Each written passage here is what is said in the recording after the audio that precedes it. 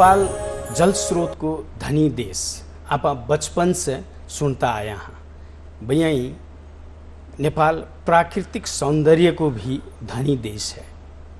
जल स्रोत और प्राकृतिक सौंदर्य ये दोनों चीज़ों को अगर सही विकास कर लियो जावे तो नेपाल की आर्थिक वृद्धि बहुत अच्छी से हो सके है। आप सभी कोई समझा है।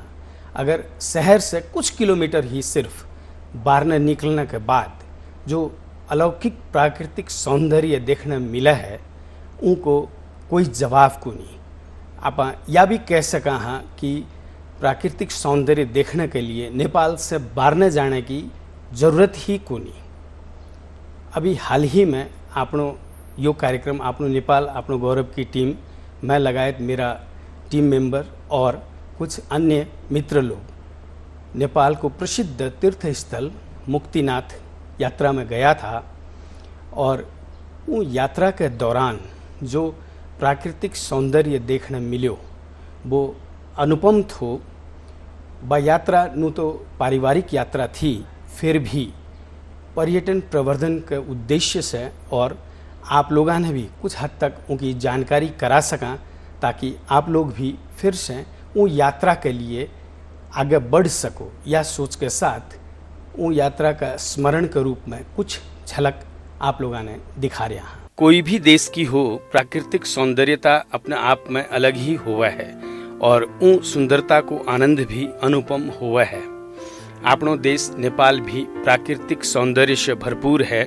शहर से थोड़ी सी बाहर निकलता ही अनुपम प्रकृति से मुलाकात हुआ है। बस नजरिए की बात है। नेपाल के हर कोने में प्राकृतिक सौंदर्य देखने लायक को है। हाल ही में अपनो यो कार्यक्रम अपनो नेपाल अपनो गौरव का टीम मेंबर और कुछ अन्य शुभचिंतक मिलकर के नेपाल को एक प्रसिद्ध तीर्थ स्थल मुक्तिनाथ की यात्रा में गया था। मुक्तिनाथ एक तीर्थ स्थल तो है ही, सागे सागे प्रकृति को भव्य रूप का दर्शन करने को क्षेत्र भी है। बठे पूछने के बाद प्रकृति की विशालता देख के इंसान विचार शून्य हो जावे है और आप अपने आप ने प्रकृति के सामने नगण्य समझने के लिए बाध्य हो जावा। प्रकृति अपने आप में पूर्ण है, उसे छेड़छाड़ करके आप शायद बहुत बड़ी गलती करा। मुस्तांग जिला में अवस्थित मुक्तिनाथ में भगवान विष्णु विराजमान हैं।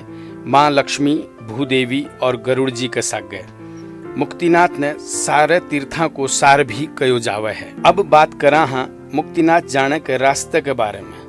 नेपाल को सुंदर शहरा में से एक पोखरा के बारे में तो आप लोगों ने बताने की खास जरूरत को नहीं, आप लोग गयोड़ा ही हो।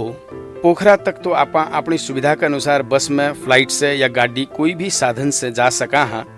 काठमांडू से पोखरा पहुँचने के एक रात पोखरा रहो, बठ को आनंद लियो। दूसरे दिन जीप रिजर्व करके सुबह 4-5 बजे चालो। करीब 3 घंटा में 100 किलोमीटर की दूरी पर रयोड़ो शहर बेनी पहुँचांगा। बठे से करीब 3 किलोमीटर की दूरी पर या यूं कहूँ 15-20 मिनट में एक और प्रसिद्ध तीर्थ स्थल गलेश्वर पहुँचा हाँ। काली गंडकी और रहुगण नदी के संगम स्थल में अवस्थित गलेश्वर नदी से ही उठेड़ो करीब 9 रोपनी बराबर एक ही चट्टान में फैलेडो है।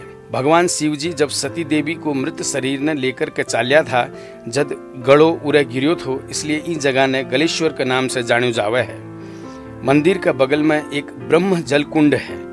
ई के लिए कहो जावे है कि पानी आने को कोई भी स्रोत कोनी, फिर भी यो कुंड कभी सूखे कोनी और यही कुंड से सट्योड़ो एक पेड़ है जो 12 महीना 12 काल कभी सूखे कोनी। यो कुंड जै दिन सूख जावेगो उन दिन प्रलय आवेगी, या मान्यता है। बठे का चर्चित पंडित जी भीमनाथ पराजुली जी ने बताया।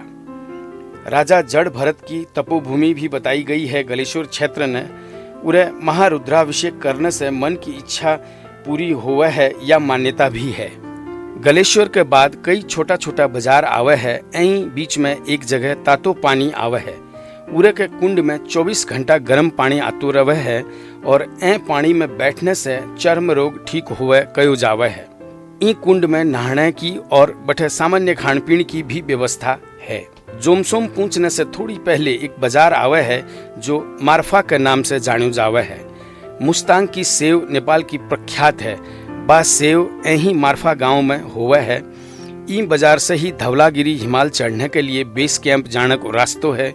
मारफा लगायत सभी गांव या बाजार बहुत ही साफ सुथरा है और बठे रेणिया भी खूब ही सहयोगी भाव रखे है।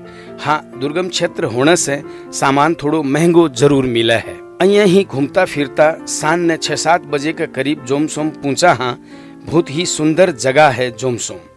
एक रात जोमसोम में रहो और दूसरे दिन सुबह 5-6 बजे फिर आगे की यात्रा करो। करीब आधा घंटा में कागबेनी पहुंचोगा। कागबेनी पितृ तर्पण और पितृ मुक्ति का श्राद्ध के लिए बहुत ही महत्वपूर्ण स्थान मान्यो गयो है।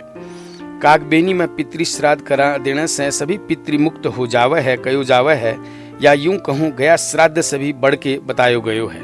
कागबेनी से करीब 1 घंटा में मुक्तिनाथ पहुंचा। हाँ, और सारे रास्ते प्राकृतिक सौंदर्यता जो देखने मिले है वह अद्भुत है।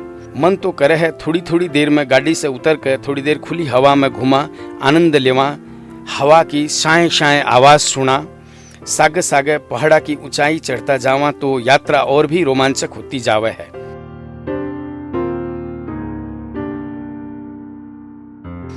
कुछ कुछ जगह में अहिया महसूस हुआ है कि भारत के राजस्थान का कोई टिब्बा हड़ी जगह में चाल रहा है।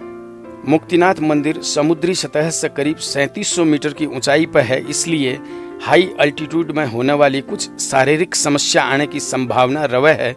कुछ दवाइयां हैं जो लेने से ये समस्या से भी बचो जा सके है। मुक्तिनाथ मंदिर से करीब 1.5 किलोमीटर पहले तक ही गाड़ी जा सके है। उनके बाद या तो पैदल जाओ या फिर घोड़ा में बैठ गए। मंदिर में पहुंचने के बाद सबसे पहले 108 नल में से काली गंडकी को पानी आवे है, उनमें नहाओ। उनके बाद 2 कुंड और है, उनमें भी नहाने के लिए कयो जावे है। इनके बाद मंदिर दर्शन करो, आनंद से बैठो जितनी देर इच्छा है। कागबेनी में श्राद्ध कर्म नहीं करा पाओ वे लोग मुक्तिनाथ मंदिर क्षेत्र में भी करवावे है। बटे ठंड में रहनिया साधु संत और लोगों के लिए कुछ बांटने को सामान लाया हो तो बटे बांटो।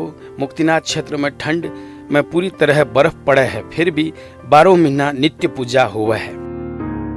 मंदिर क्षेत्र के नजदीक ही एक ज्वाला देवी है। कहो जावे है बा ज्वाला जमीन से ही निकलेड़ी है और कभी भी बंद को नहीं हुई अभी तक। घंटा 2 घंटा जो भी समय आप लोगों ने व्यतीत करनो है वो करने के बाद वापसी की यात्रा शुरू करो।